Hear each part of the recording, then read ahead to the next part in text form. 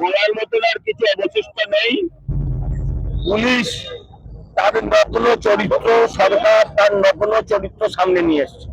মমতা ব্যানার্জি বলেছিলেন 1 সেকেন্ডে শেষ করে দেবো, সেই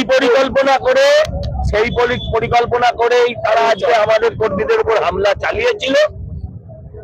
সেখানেও তারা পারেনি, প্রতিহত হয়েছে। প্রতিহত হওয়ার পর তারা এখন অ্যারেস্টের অভিযান করছে। এবং আমি বলছি, এটা শুধু এখানে নয়, উত্তর 24 পরগনা জেলা জুড়ে হচ্ছে। এবং শুধু উত্তর 24 পরগনা জেলা জুড়ে নয়, শুধু গিরিশ পার্কের সামনে ঘটনা ঘটেনি, সারা কলকাতায় বিভিন্ন জায়গায়, ট্রেনে, বাসে, সর্বত্র বিজেপি কর্মীরা আক্রান্ত হয়েছে।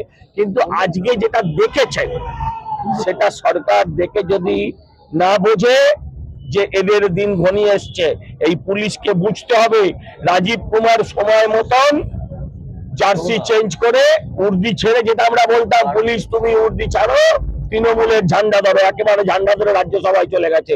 কিন্তু এই থানার ওসি, এখন এসপি, এই ডিসি যারা আছে, তাদের কিন্তু আর স্কোপ নেই। তাদের দিন শেষ, তাদের দিন শেষ। আমরা আমাদের কর্মীদের যত রকম আইনি সহায়তা দেওয়া তাদের সাথে এবং তাদের পরিবারের সাথে আছি। রাজনৈতিক লড়াই তীব্রতর হবে যতক্ষণ না পর্যন্ত এই অন্যায়ের শেষ দেখতে পাচ্ছি। এখান থেকে 3 জন, বরানগর থেকে এখনো অব্দি 3 জন, বেলগড়িয়া, ওটা বলুন কোথায় কোথায় লিস্ট চলছে, লিস্ট তৈরি করা চলছে, পার্টি অফিসে লিস্ট তৈরি করা চলছে। কোনো অসুবিধা কিভাবে দেখছেন এই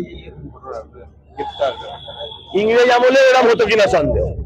ইংরেজ আমলে এরকম অসভ্যের মতন বাড়ি থেকে টেনে হিজড়ে কুকুর ছাগলের মতন ভারতীয় জনতা পার্টির কর্মীদের টেনে নিয়ে যাওয়া, এটা ইতিহাসে কখনো অতীতে ছিল বলে আমার জানা নেই। ভয় পেয়ে গেছে। সকালে যারা বলছিল লোক হবে না, দুপুরের লোক দেখার পর বিকেল থেকে তারা বলতে শুরু করলো কি, তারা বলতে শুরু করলো বিহার থেকে, ঝাড়খণ্ড থেকে লোক এসেছে।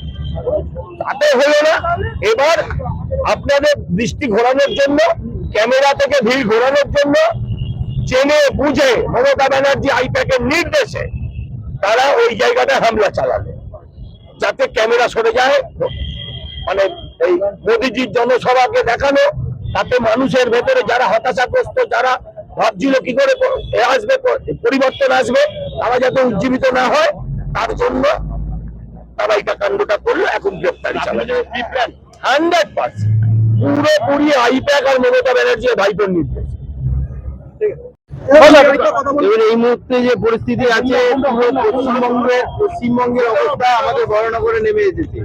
মাননীয় শশী বাজাজি উনি চিহ্নিত করিয়েছেন লোকাল ক্যাডারদের দ্বারা কাদেরকে অ্যারেস্ট করানো যেতে পারে তোমার এলাকায়, সেইভাবে লিস্ট পাঠিয়েছেন। কিছুক্ষণ আগে সজলদা দেখাচ্ছিলেন। আর সেই লিস্ট অনুসারে পুলিশ সমস্ত বিজেপি কার্যকর্তাদের অ্যারেস্ট করছে। যারা ওই জায়গাতে উপস্থিতি ছিল না তাদেরকে, যেটা সজলদা বলছিলেন যে তাদের মোবাইল যদি ট্র্যাক করা হয় তাহলেও দেখা যাবে সারা দিনের জন্য তারা গিরিশ পার্ক চত্বরে যায়নি। তাদের সিসিটিভি ক্যামেরা যদি দেখা হয় তাহলেও দেখা যাবে যে কারা প্রথম আঘাত করেছে ভারতীয় জনতা পার্টির কার্যকর্তাদের উপরে। যে বাস ভরে ভরে যাচ্ছিল সেখানে তারা আতঙ্কিত হয়ে প্রতিটা বাসে তারা হামলা করেছে। ইভেন তারা সাধারণ পাবলিক বাস, সেই পাবলিক বাসের উপরেও আক্রমণ করেছে। তো এই যে পরিস্থিতি তৈরি হয়েছে, এই পরিস্থিতির উপরে আমরা ভারতীয় জনতা পার্টির কার্যকর্তারা থানায় থানায় বিক্ষোভ দেখাচ্ছি। বিশেষ করে আজকে বরানগর থানা আগামীকাল থেকে আরো জোর কদমে আন্দোলন শুরু হবে। এইভাবে যদি ভারতীয় জনতা পার্টির কার্যকর্তাদের অন্যায়ভাবে অ্যারেস্ট করা হয়, তাদেরকে চিহ্নিত করে অ্যারেস্ট করা হয়, এবং যারা পাড়াতে বা এলাকায় একটু বেশি বিজেপির হয়ে পরিশ্রম করে তাদেরকে অ্যারেস্ট করানো হচ্ছে। এই যে জায়গা তৈরি হয়েছে, এই জায়গার আমরা শেষ দেখে ছাড়বো।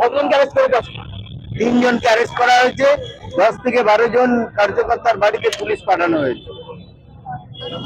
খবর দেখতে সাবস্ক্রাইব করুন বাংলা হান্টের ইউটিউব চ্যানেল। বাংলা হান্টের আরও খবর দেখতে নজর রাখুন। বাংলা খবর মানেই বাংলা হান্ট।